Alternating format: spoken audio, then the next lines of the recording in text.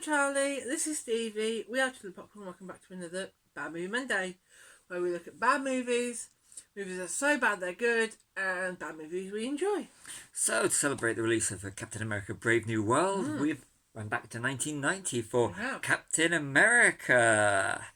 So, we've got a runtime of 1 hour 37 minutes, directed by Albert Pyong, and it was done on a budget of $3 million. And stars Matt Salinger as Steve Rogers, Captain America, Roddy Cox as Tom Kimball, Ned Beatty as Sam Kowalowitz, and Scott Paulin as Red Skull Army Doctor, Linda Dillon as Mrs. Rogers. So, what did you think? Should we just go through the notes? Let's go through the notes.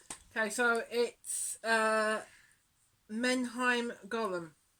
So one of the Canon group, Golan Globus. Yes. So one of them after they parted ways. Watch the Electric Boogaloo, a great documentary about Canon.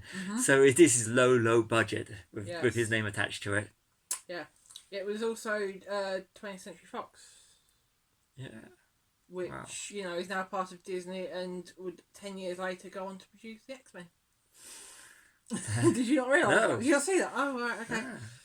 Okay, so that's kind of the main... This film was actually teased in 1986. If you can find it, which is so easy. In fact, look up for the Canon showreel. Yes. From 1986. We watched it early, didn't we? Yeah, it's really fascinating. Yeah. It is. I was kind of half so, it, and these are the people that did Superman 4: Quest for Peace. Yes. And Masters of the Universe. Yes. Amongst others. Yeah. Okay, so now on to the film. Sorry, this is half of the people. Yeah.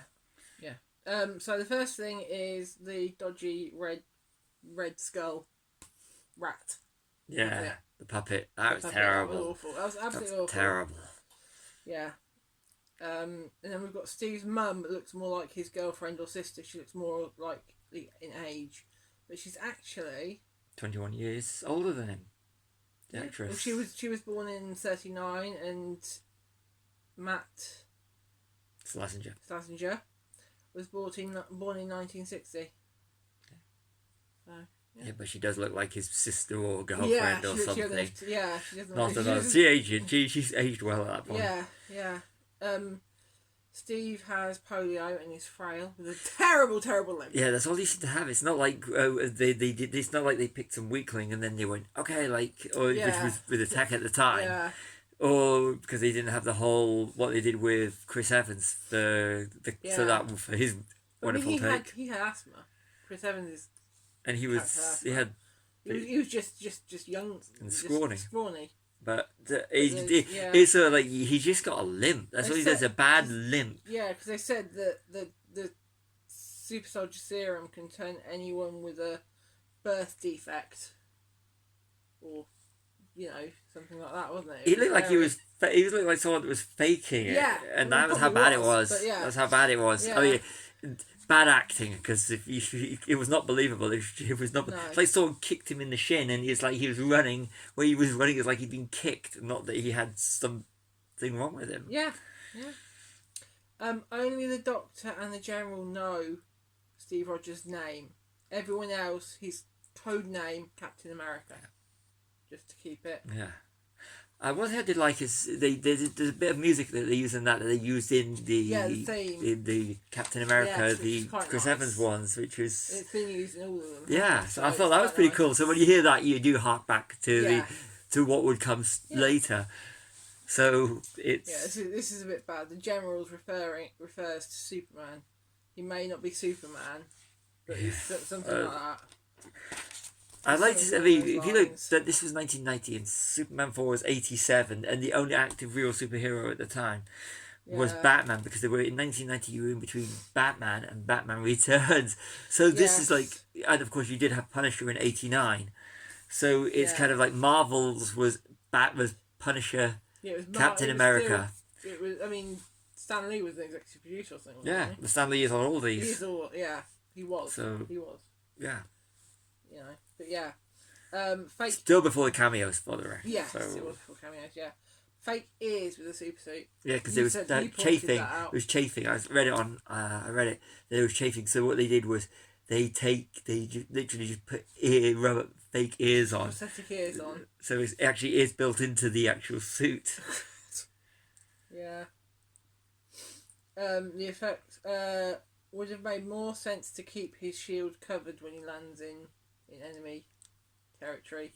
Yeah, he goes into territory in like camouflagey type fatigues and everything, and his shields with his dodgy rubber suit underneath. Yeah, and yet as soon as he gets there, he takes all the camouflage off, and he takes the. Why wouldn't you just paint over the shield? Yeah. You know, there's no logic to it other than America's gonna save the day. Yeah. And the rubber suit does make him look like he's going to an adults only party. It does. It really does. It's like it's very, very inappropriate.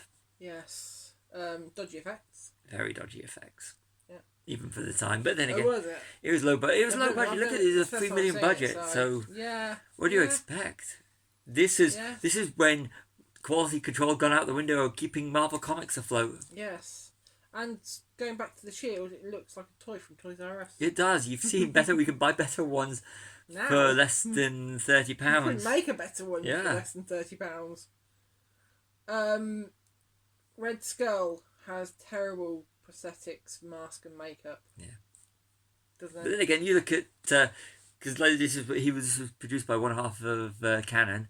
What was Canon? What do you expect if you look at Skeletors in Masters of the Universe? Yeah, so true, yeah. so they've gone with a whole low, but super low. Even when they said you had cosmetic surgery to cover it up, it was still dodgy. Yeah. I mean, it would have been. He would have had like bits and pieces added. Yeah. But, It's like let's just do the bad prosthetic skin tone on this one. So the President of America is environmentally conscientious, with his attempting to stop the production and use of single-use plastics, amongst other things, which is something back in the 90s. It was set in 93, wasn't it? Yeah. So back in the 90s, it was very forward thinking. Yeah, that. but it was filmed it was released in the 90s. It was just filmed in 90s. So it's actually said in the future, if you just got to listen out for it, you can actually find this out. Yes. But yeah. So, yeah. They did it with another. Was it Golem? Did you say Mannheim? Yeah. He did it with another film, which is actually in the Electric Blue Electric Boogaloo documentary. They said they did something like that with another. Yeah. A little thing on the end. Bad film, but something about the eco and saving the environment. Was it Lombarda or something like that. It was one of those. Because him and the other guy from Canon released two films at the same time. But they actually one of them put on some environmental. Yeah. Save the world message. But back to the movie. It's about the Amazon, wasn't it? Back to this movie. So you've got Ned Beatty, who plays Sam, the President's friend. He played Otis in Superman. Yes. He did. You told me that one. Yeah, he's good in Superman, but Ned Beatty's a respected actor. Yeah. Yeah. But I know my generation knows him from Superman. And then we've got the 1978 Superman. Got the terrible ballad that's playing as Steve's thinking about his old girlfriend. Yeah, that was terrible. Even by the standards of the time, that was terrible. And talking about her, she's obviously aged because it's been some time. It's bad aging makeup and wig. Yeah, the wig is terrible. Yeah, and you get introduced to her daughter, don't you? Yeah. Sharon. Not Sharon Carter though. No, not Agent 13, but share the same name. Yeah. And then I think it's when they're talking, aren't they? It's Sharon and Steve, and it says about VCR and video rental. That was before DVDs and Blu-rays, which is before streaming. Yeah. You used to have these chunky things you just put in. Yeah, I found one actually. Put it upstairs. Yeah. Then Captain America visits the hospital in a turtleneck. Yeah, Chris Evans in Knives Out. Mm-hmm. With Captain America with different jumpers. Yeah. Yeah.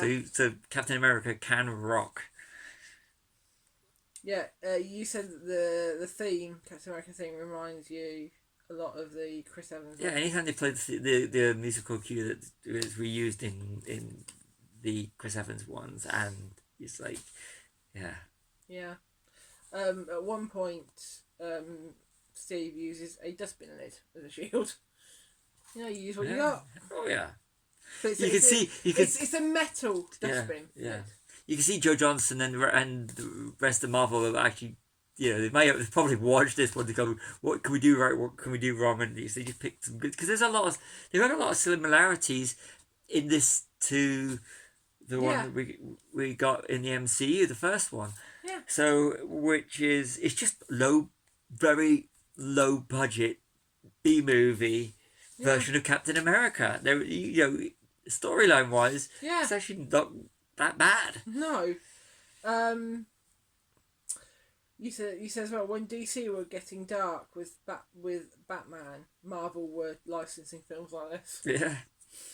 But then you've got to have. But then again, you had Punisher, which was darker, but but this was them trying to do Superman, also, which is what Captain America is. Yeah, but also you've got to look at the colour palette of Superman and Captain America are very similar. They're blue, red, white. So, whereas the Punisher is, in essence, a darker character. But Superman was already past his sell-by date at that point, and after Superman Quest for Peace, Captain America was never going to work. No, but I'm just saying is, the Punisher is a darker character, like the Batman is a darker character, whereas Superman and Captain America are a bit more lighter in colour palettes and everything. But it just did not work at the time. Yeah, you said, It did not work on the low budget. People were wanting to go darker. Batman Returns 90 was too dark. Yep. So, where's the middle ground? So before we do our rankings, who has a better suit? Matt Salins?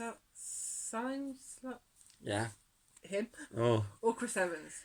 Let us know who you think. Yeah, If you've seen the film, if you haven't seen the film. I'm just going to say that Chris Evans' suit in Avengers Assemble, the first Avengers movie, is terrible. But so there's really not much to choose between that one and the rubber suit. Yeah. But he's one in the start of Captain America, in the original one, and in Winter Soldier, perfect. I love the Winter Soldier suit. So that's all my notes. That's mine. Which one do you prefer of all the Captain America suits? No, Chris Evans. Which one? No, I actually like the new Captain America one. Yeah. The Falcon. This one from the trailers. Yeah. Which your film was out by the time by the time you watch this. Yeah. It's coming out. Yeah, we've only seen trailers, but I think that's it. So Sam Wilson's Anthony Mackie, the legendary Anthony Mackie. Yes, we'll do more on him another day, I'm sure. Anthony Mackie is awesome. Right, so star rating. 3. Is it bad movie, so bad it's good, or bad movie you enjoy? So bad it's good. I really enjoyed it. Yeah, I'm a bit on the fence with that. I'm not sure whether it's a bad movie or so bad it's good. It's quite enjoyable. Yeah, I'm going to say it's... We glossed over Ronnie Cox, who plays the president, and I like the time with the kids. When he was a kid and his best friend was a kid, to the younger version of Ned Beatty's character is played by his son. I found out from IMDb, and the whole. This is 90. RoboCop was 87, and Ronnie Cox is brilliant in RoboCop as the big bad, and yet in this he plays a president. He plays a really good guy, so it's kind of like, because RoboCop they did Marvel actually to turn it into a comic book, but it's, as a Superman fan, I remember that period.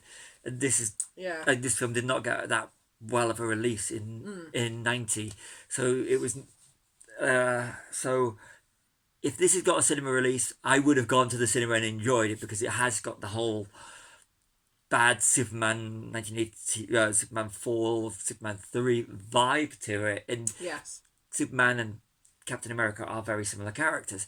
But I know that if this had been given a cinema release in the UK, a big one, I would have loved this film. This would be a guilty pleasure film. Yes, it was an enjoyable film. So definitely, so that's good. Yeah, I mean, I would say that if in terms of like bad movies, this is up there as like a 4-star bad superhero movie because it's not the sort like Fantastic Four that sort